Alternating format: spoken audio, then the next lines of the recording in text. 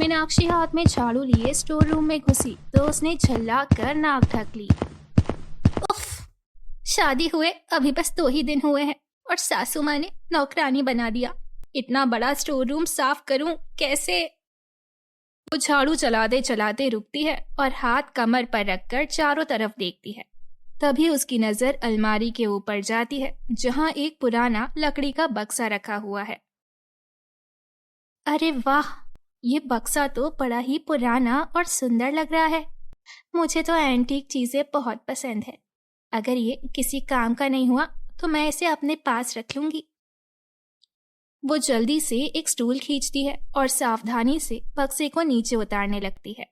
तभी पीछे से एक तेज कड़क आवाज आती है। मीनाक्षी, ये तू क्या कर रही है? मीनाक्षी घबराकर पीछे मुड़ती है और जल्दी से बक्से को नीचे रख देती है। इस बक्से को हाथ लगाने की हिम्मत भी मत करना। इसे वहीं रख जहां था और दोबारा इसे छूने की जरूरत नहीं है, समझी? मीनाक्षी ने जब सासू माँ को इतने गुस्से में देखा तो वो हैरान रह गई। एक बक्सा ही तो है, उस पर इतना क्यों भड़कना? उसके समझ में नहीं आ रहा था कि इस बक्से में ऐसा क्या हो सकता है जो इतनी सख्ती से मना किया गया।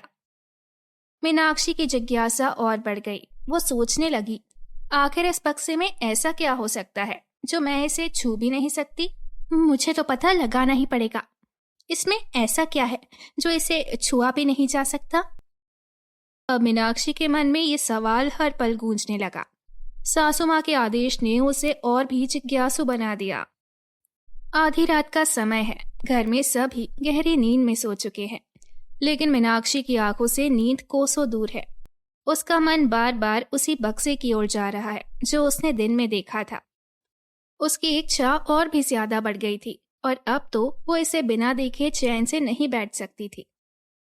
सासू माँ ने जितनी सख्ती से मना किया उतनी ही ज्यादा जिज्ञासा बढ़ गई है। इस समय सब सो रहे हैं, चलो चल के देखती हूँ कि इसमें ऐसा क्या है। वो धीरे से उठती है, चारों ओर देखती है कि कोई जाग तो नहीं रहा। घर के बाकी लोग गहरी नींद में डूबे हुए थे। मीनाक्षी की धड़कन तेज हो गई थी, लेकिन उसे अब रुकना मुमकिन नहीं था। उसने चुपके से अपना कदम बढ़ाया और स्टोर रूम की ओर बढ़ने लगी। फिर दबे पांव स्टोर रूम में पहुंचती है। स्टूल पर चढ़कर बक्सा उतारती है और धूल झाड़कर जमीन पर रखती है। वो सांस रोककर बक्से का ढक्कन खोलती है तो देखती है कि अंदर एक पुराना पीला पड़ा हुआ खत रखा है। ये खत बहुत ही पुराना लग रहा था और इसकी स्याही भी मध्यम हो गई थी। मीनाक्षी ने धीरे से उस खत को उठाया और उसे खोलने की कोशिश की। ये क्या है? बस एक खत? मुझे तो लगा किसी खजाने की चाबी होगी। खैर, देखते हैं ऐसा क्या है इस खत में। वो खत को पढ़ने लगती है। जैसे जैसे पढ़ती जाती है उसके चेहरे के हाव भाव बदलते जाते हैं, कहीं हैरानी, कहीं चिंता और कहीं डर। आखिर इस खत में ऐसा क्या लिखा है? मेरी प्रिय, अब और इंतजार नहीं होता। ये दुनिया हमारे प्यार को नहीं समझ सकती, लेकिन मैं तुम्हें खोने का दर्द नहीं सह सकता। हमने कितने सपने बुने थे, क्या वो सब ऐसे ही खत्म हो जाएंगे? मैंने फैसला कर लिया है, मैं रात 12 बजे स्टेशन पर तुम्हारा इंतजार करूंगा। बस तुम आ जाना मेरे साथ एक नई जिंदगी की शुरुआत करने। अगर तुम नहीं आई तो याद रखना वो मेरी जिंदगी की आखिरी रात होगी। तुम्हारा, सिर्फ तुम्हारा। ये किसका खत है? किसने लिखा? और जिसके लिए लिखा गया, क्या वो स्टेशन गई थी या नहीं?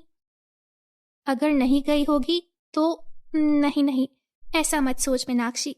लेकिन सासू माँ ने बक्से को छूने तक से मना क्यों किया? क्या वो जानती है इस बारे में?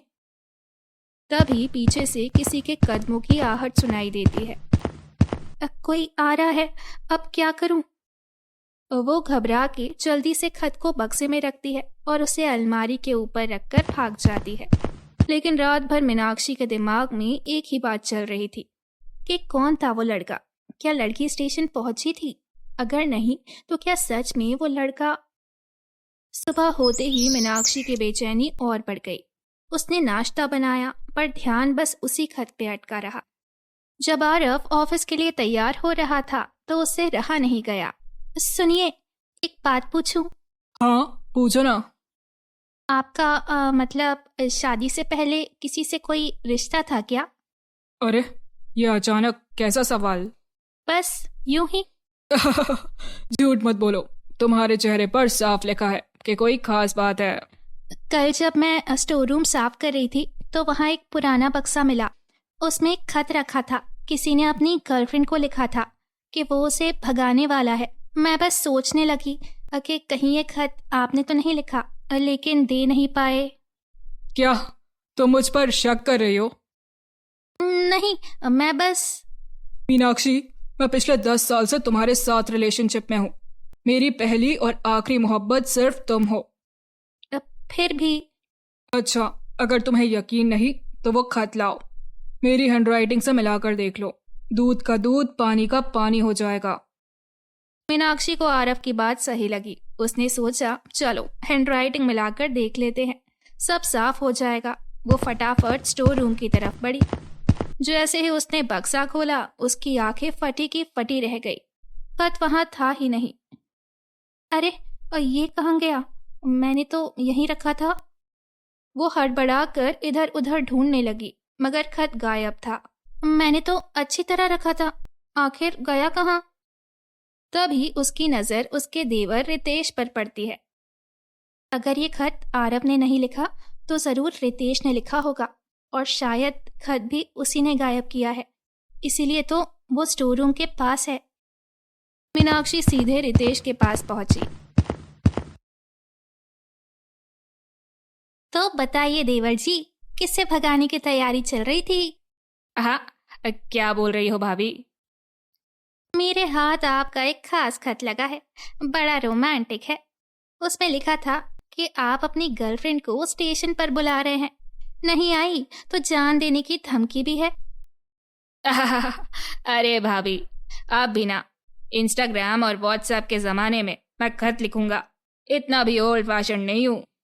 मीनाक्षी रितेश की बात सुनकर सोच में पड़ गई। उसे भी नहीं लगता कि रितेश जैसा बोल्ड बंदा बैठ के खत लिखेगा।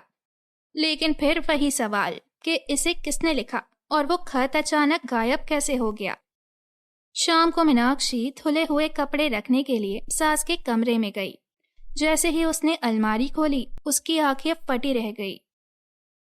अरे, ये खत यहाँ कैसे आया? मैंने तो इसे बक्से में रखा था। कहीं ये खत सासू माँ के लिए तो नहीं लिखा गया था? क्या पापा जी ने लिखा होगा? सासू माँ से पूछने की हिम्मत तो नहीं है, पर चलो पापा जी से ही पूछती हूँ। मीनाक्षी ट्रे में चाय लेकर अपने ससुर जी के पास पहुंची। पापा जी, क्या आपने कभी मम्मी जी को लव लेटर लिखा है? रामनाथ जी पहले तो चौंके, फिर जोर से हंस पड़े। बहू, तेरी मम्मी जी को चिट्ठी क्या, मैंने तो अपने दिल की बात भी मुश्किल से ही कही होगी। मीनाक्षी के कान खड़े हो गए। तो फिर ये खत किसका था? मुझे लगता है किसी ने माँ जी के लिए ही लिखा था, लेकिन माँ जी की शादी तो पापा जी से हो गई थी। इसका मतलब वो स्टेशन नहीं गई थी। फिर उस आदमी का क्या हुआ? कहीं उसने अपनी जान तो नहीं दे दी? हे भगवान, सासू माँ कितनी शातिर निकली। खुद शादी से पहले ये सब हरकतें कर चुकी हैं और हमारी शादी के खिलाफ थी। अब मतलब सासू माँ कोई राज छिपा रही है। मुझे सच्चाई पता करनी होगी। मीनाक्षी सीधे आरव के पास पहुंची और उसे सारी बातें बताई। मीनाक्षी, तुम्हें तो फिल्मों से ज्यादा लगाव हो गया है। ये सब तुम्हारी कल्पना होगी। मतलब तुम्हें मेरी बातों पर जरा भी यकीन नहीं है? नहीं, क्योंकि ये सब बकवास लग रहा है। मम्मी ऐसा कुछ कर ही नहीं सकती। अच्छा, तो फिर आज इस रात से पर्दा उठ ही जाना चाहिए। वो गुस्से में पैर पटकते हुए सीधा सासू माँ के कमरे की तरफ बढ़ी। आरव भी पीछे पीछे आया। मीनाक्षी ने झट से अलमारी खोली और वहां रखा वही खत निकाल कर सबके सामने रख दिया। लीजिए, खुद ही देख लीजिए। माँ जी, ये खत आपका ही है ना? इसीलिए आप इसे छिपा रही थी। जब ये पापा जी ने नहीं लिखा तो बताइए किसने लिखा? कमरे में सन्नाटा छा गया। सावित्री के चेहरे का रंग उड़ गया। रामनाथ भी हैरान थे। ये खत? ये कहाँ मिला तुम्हें? पहले ये बताइए कि ये है किसका? रामनाथ जी ने खत को ध्यान से पढ़ा और अचानक जोर जोर से हंसने लगे। सब उन्हें हैरानी से देखने लगे कि अचानक से इन्हें क्या हो गया। हाय रे, वो भी क्या दिन थे। और चिलचिलाती धूप में भी तुम्हारी माँ की एक झलक देखने के लिए मैं हर रोज साइकिल से दिन भर उसके घर के चक्कर लगाया करता था। मतलब आपकी और मम्मी की लव मैरिज थी? हाँ बेटा, पूरे मोहल्ले में हमारी जोड़ी के चर्चे थे। तो इसका मतलब उस रात मम्मी जी स्टेशन पर चली गई थी? अरे नहीं, ये तो भागने के लिए तैयार थी, लेकिन इनका खत इनके पापा और भाई के हाथ लग गया। फिर क्या था, मेरी तो ऐसी पिटाई हुई कि आज तक नहीं भूला। पर अच्छी बात यह हुई कि मारपीट के बाद उनका गुस्सा उतर गया और हमारी शादी के लिए मान गए। ये सुनते ही मीनाक्षी का चेहरा लाल पड़ जाता है। उसे अपनी गलती का एहसास होता है। वो झट से सासू माँ के पास गई और शर्मिंदा होकर बोली, मम्मी जी, मुझे माफ कर दीजिए, मैंने आप पर शक किया। सावित्री ने मुस्कुराते हुए मीनाक्षी को गले लगा लिया। पूरा माहौल एक हल्की हंसी में खुल गया और इस तरह एक पुराना खत जो राज बना हुआ था एक प्यारी प्रेम कहानी में बदल गया।